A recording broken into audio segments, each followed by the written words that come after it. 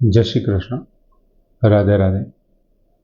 મિત્રો, ભગવાને વાત કરી કે શરીરધારીઓને માટે સંપૂર્ણપણે કર્મનો ત્યાગ કરવો એ શક્ય નથી, ન તો શક્યમ.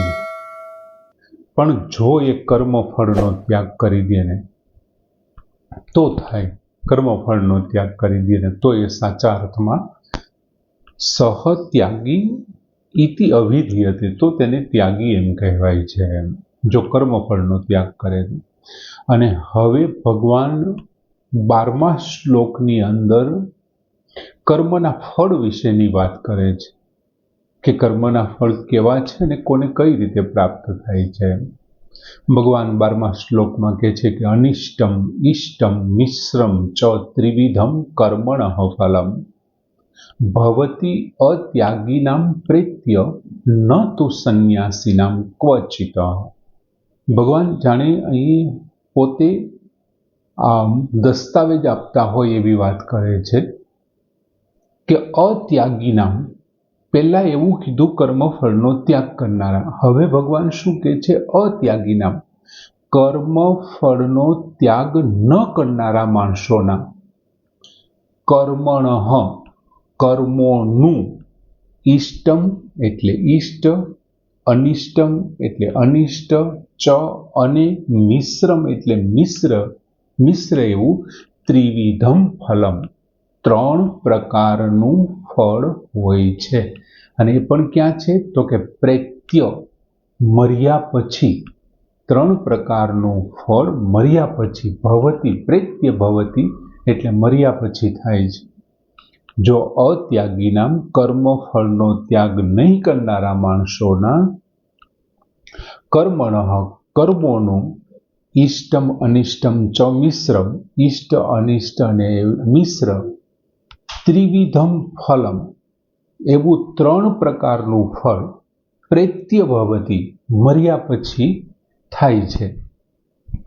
તું, પરંતુ સંન્યાસીનમ ન ક્વચિત, કર્મફળનો ત્યાગ કરી દેનારા માણસો માટે એટલે કે સંન્યાસીઓ માટે ન ક્વચિત, ક્યાંય પણ હોતું નથી. એટલે કે કર્મફળ હોતું નથી, નથી તો મર્યા પછી કે નથી જીવતા, ક્યાંય પણ હોતું નથી. એમ ભગવાને અહીંયા વાત કરી કે કર્મનું ફળ છે એમના 3 પ્રકાર છે. કર્મ ફલમ ત્રિવિધમ, અને એ પણ કીધું ઇષ્ટમ અનિષ્ટમ ચ મિશ્રમ. એક ફળ શું છે એનું? તો કે ઇષ્ટ છે. ઇષ્ટ એટલે શું? તો કે માણસ જે ઈચ્છે છે એવી પરિસ્થિતિનું સર્જન થાય, ટૂંકમાં ઈચ્છિત પરિસ્થિતિ આવે, એમને ઇષ્ટ ફળ કહેવાય. તમે કોઈ કામ કરો છો અને એમનાથી તમારે આ વસ્તુ, આવી રીતની પરિસ્થિતિનું નિર્માણ થવું જોઈએ, એમના માટે તમે જે કામ કરો છો અને ખરેખર એવી જ પરિસ્થિતિનું નિર્માણ થયું તો એ તમને ઇષ્ટ ફળ પ્રાપ્ત થયું, જે તમે ઈચ્છો હતું એ તમને મળી ગયું. ત્યાર પછીનું બીજું છે અનિષ્ટમ. અનિષ્ટમ એટલે કે અનિચ્છિત પરિસ્થિતિ, પ્રતિકૂળ પરિસ્થિતિ, માણસને કર્મથી પ્રતિકૂળ ફળ પ્રાપ્ત થાય, પ્રતિકૂળ પરિસ્થિતિ મળે તો એને કહેવાય અનિચ્છિત પરિસ્થિતિ, જે ઈચ્છેલી નથી તેવી. અને ત્રીજું કયું છે? ચ મિશ્રમ. અને મિશ્ર એટલે કે એમાં પ્રતિકૂળતા પણ હોય અને અનુકૂળતા પણ હોય. બંને પ્રકારનું જે ફળ મળે, ફળ એક જ મળે પણ પ્રતિકૂળ અને અનુકૂળ બંને પરિસ્થિતિનું એ સર્જન કર્યું હોય એવું. હવે એક રીતે આપણે જોઈએ ને તો સંસારની અંદર વધારે પડતું 99% કર્મો એવા છે કે જેના ફળ કેવા છે? તો કે મિશ્રિત છે. 99% ફળ છે કેવા છે? તો કે મિશ્રિત ફળ જ છે. દાખલા તરીકે તમારી પાસે અઢળક સંપત્તિ, રૂપિયો આવી ગયો, તો રૂપિયાથી તમે શું કરશો? જીવન નિર્વાહ માટે એમને તમે કામે લગાડશો, એ તમારે માટે અનુકૂળ પરિસ્થિતિ છે. પણ એ રૂપિયામાં ટેક્સ ભરવો પડે, રૂપિયાને સાચવવો, રૂપિયા કોઈ ચોરી ન જાય, રૂપિયા લૂંટી ન જાય, એમના માટે જે કાંઈ બધું થાય છે એ તમારી પ્રતિકૂળ પરિસ્થિતિ છે. તો એક જ રૂપિયા માટે તમે કરેલું કર્મ છે એ તમને ફળ કેવું આપ્યું? તો કે પ્રતિકૂળ ને અનુકૂળ બંને પરિસ્થિતિ આપી, તો એ મિશ્રિત થયું ને. આવું થવા પાછળનું કારણ શું છે? તો કે થવા પાછળનું કારણ છે કે સંસાર છે એ તો ત્રિગુણાત્મક છે, ત્રણેય ગુણોથી યુક્ત છે, એટલે એક જ ગુણવાળું તો પ્રાપ્ત થવું શક્ય નથી. બીજું, ભગવાને સ્પષ્ટ કીધું છે કે આ જે જીવન છે કેવું છે, દુઃખાલય છે, જન્મ છે દુઃખાલય છે. તેથી ઈષ્ટ કે અનિષ્ટ છે તેની પ્રધાનતા જ માત્ર બતાવે છે. આપણે જન્મ લીધો છે ને એ જ દુઃખાલય છે. જન્મથી ચાલુ કરીને અંત સુધી દુઃખનું આશ્રય સ્થાન છે. તો પછી ઈષ્ટ કે અનિષ્ટ ફળ છે એ શું છે? તો કે કોઈ પણ ફળ મળે છે, તમે એમ કહો છો એ ઈષ્ટ ફળ છે, તો માત્ર એ ફળમાં ઈષ્ટની પ્રધાનતા છે. તમે એમ કહો છો કે અનિષ્ટ ફળ છે, તો માત્ર એ ફળની અંદર અનિષ્ટતા મુખ્ય છે, પ્રધાન છે. ઈષ્ટની અને અનિષ્ટની પ્રધાનતા બતાવે છે. બાકી કર્મનું ફળ તો મિશ્રિત જ હોય છે, કેમ કે કોઈ પણ કર્મ છે એ સંપૂર્ણપણે નિર્દોષ તો હોતું જ નથી. તમે ગમે તે કર્મ કરો છો એમની અંદર ક્યાંક તો કોઈક વસ્તુ થવાની છે. તમે યજ્ઞ કરો છો તો યજ્ઞના કાષ્ઠની અંદર બેઠેલું કોઈ જીવડું છે એ સળગતા અગ્નિદેવની અંદર પોતાને પ્રાણની આહુતિ આપે છે. એ લાકડું તમે મૂક્યું છે ને, એ સમિધ યજ્ઞકુંડની અંદર તમે ધર્યું છે, એ સમિધ જંગલમાંથી તમે વીણીને આવ્યા છો. કદાચ એવું બન્યું હશે કે એ જીવાત જે છે, જે જીવડું છે, એની માતા કદાચ ખોરાકની શોધમાં એ જીવડામાં રહેલા હોલમાંથી, ગરમાંથી બહાર નીકળી હશે અને એના ન ચાલી શકતા સંતાનો એમાં એ સમિધની અંદર હશે ને તમે એ સૂકું સમિધ યજ્ઞ માટે લઈને આવ્યા છો અને એમને સળગતા અગ્નિની અંદર તમે હોમો છો, તો જાણતા અજાણતા એ કર્મોનું ફળ તો આપણને મિશ્રિત મળવાનું જ છે ને. એ અજાણતા થયું છે તો એમનું ફળ જાણતા કરેલા કર્મો જેવું નહીં હોય. ખરેખર તો કર્મના સિદ્ધાંતો આપણે ગીતાજીમાં સૌથી પહેલા ભણ્યા અને ભગવાને ફરી પાછો અહીં કર્મ વિશેની વાતની શરૂઆત કરી છે. એટલે મારી એ ઈચ્છા છે કે હું ફરી એક વખત અહીં કર્મોની ચર્ચામાં પડું. એમાં ખાસ કરીને ક્રિયમાન કર્મ, સંચિત કર્મ, એ બધા કર્મો અને પ્રારબ્ધ કર્મ, એ ત્રણ વિશે આપણે પાછું ફરીથી જાણવું જોઈએ. આવું મેં નક્કી કર્યું હતું. એટલા માટે આમના પછીનો જે આપણો એપિસોડ છે ને, એ ફરી પાછો એક વખત કર્મના સિદ્ધાંતો કે ક્રિયમાન કર્મ છે કેવા ફળ આપે છે, એ શું છે ક્રિયમાન કર્મ, સંચિત કર્મ છે એ પ્રારબ્ધ કર્મ ક્યારે બને છે એ જોઈએ, કે સંચિત કર્મો જે આગલા ભવથી કરેલા કર્મો છે એ પ્રારબ્ધ ક્યારે બને છે એ જોઈએ. ઘણી વખત કર્મના સિદ્ધાંત વખતે આપણે તમને કીધું હતું, મોટી કોઠીની અંદર તમે અનાજ ભરી દો અને ઉપર રેતી નાખી દો, નીચે બાકોરું છે ત્યાં તગારું મૂકશો અને તમે એ ડટો ખોલી નાખશો તો અનાજ જ નીકળશે, રેતી નહીં નીકળે, ભલે ને અડધી રેતીથી ભરેલો. પણ એ ડાટો નીચે નથી, ઉપર છે. તો અનાજ કાઢવાનો ડાટો નીચે નથી, ઉપર છે. તમારું અડધું નાખેલું અનાજ તો હજી પડ્યું છે ને, એમ છતાં ઉપર ડાટો છે, ઓલો ઉપર એનું બાકોરું છે, તો ત્યાંથી અનાજ નહીં નીકળે, રેતી નીકળશે. એટલે તમારા સંચિત કર્મ એ પ્રારબ્ધ કર્મ ક્યારે બને છે? પ્રારબ્ધ કર્મ એટલે શું? તો કે કર્મ જ્યારે ફળ આપવા માટે તત્પર બને, તૈયાર થઈ જાય એને પ્રારબ્ધ કર્મ કહેવાય. અને ક્રિયમાણ કર્મ તમે જે કરી રહ્યા છો એમની સાથે નવા સંચિત કર્મ, પ્રારબ્ધ કર્મ ભેગા થાય છે. કયું કર્મ ક્યારેક કેમ ફળ આપે છે એ આમના પછીના એપિસોડ વખતે જોઈશું. ભગવાન કહે છે, ભવતી અત્યાગીનામ પ્રેત્ય ન તુ સંન્યાસીનામ ક્વચિત.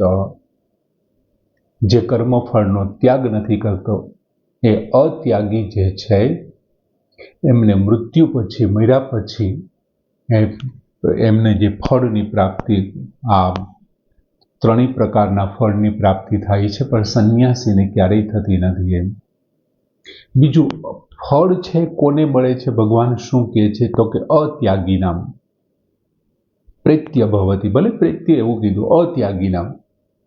આ જે ઉપર ત્રણેય ફળ કીધા, ઈષ્ટ, અનિષ્ટ અને મિશ્રિત, એ અત્યાગીને મળે છે, સંન્યાસીને નથી મળતા. ન તો સંન્યાસીનમ ક્વચિત. ભગવાન એવું કીધું. બધા કર્મો કોણ છે? તો કે પ્રકૃતિના કાર્ય, શરીર, મન, ઇન્દ્રિયો આ બધા અને બુદ્ધિ એમનાથી થાય છે. જે પ્રકૃતિનું કાર્ય શરીર છે, મન છે, ઇન્દ્રિયો છે, બુદ્ધિ છે, એમનાથી શું થાય છે તો કે દરેક કર્મ, સારા નરસા બધા કર્મો એમનાથી થાય છે. તો પછી ફળની પરિસ્થિતિનું સર્જન છે એ કોના દ્વારા થાય છે તો કે એ પણ પ્રકૃતિ દ્વારા થાય છે. ફળની જે પરિસ્થિતિ સર્જાય છે, કેમ કે કર્મ પ્રકૃતિ દ્વારા થયા છે, તો ફળની પરિસ્થિતિ પણ પ્રકૃતિ દ્વારા થયા છે. અને કર્મ અને ફળનો સંબંધ તો પછી કોની સાથે થાય તો કે પ્રકૃતિ સાથે થાય છે. શું કામે તો કે સ્વયંને તો તેની સાથે સંબંધ તોડીને બેઠો છે. પુરુષ જે છે, સ્વયં છે, એમણે તો પ્રકૃતિ સાથે સંબંધ તોડી નાખ્યો છે. જો એમણે પ્રકૃતિ સાથે સંબંધ તોડી નાખ્યો છે તો ફળનો એમની ઉપર કોઈ અસર જ નહીં થાય. પણ જેમણે એમની સાથે સંબંધ રાખ્યો છે, જેણે ત્યાગ નથી કર્યો કર્મફળનો અને પોતાનું મમતા ને અહમતામાં જે અત્યાગી એટલે કે જેમણે કર્મફળનો ત્યાગ નથી કર્યો ને, તેની સામે અનુકૂળ અને પ્રતિકૂળ બંને પરિસ્થિતિ આવે છે. હવે જેવું એમની સામે અનુકૂળ પરિસ્થિતિ આવશે એટલે એ શું થશે તો કે સુખી થશે, અને પ્રતિકૂળ પરિસ્થિતિ આવે એટલે શું થશે તો કે દુઃખી થશે. ખરેખર સુખી કે દુઃખી થવું તે વાસ્તવમાં બંધન છે. કર્મફળનું એ બંધન છે. તમે સુખી થાવ છો કે દુઃખી થાવ. જે અનુકૂળતામાં સુખી થાય છે ને, તે જ વ્યક્તિ પ્રતિકૂળ પરિસ્થિતિમાં દુઃખી થાય છે.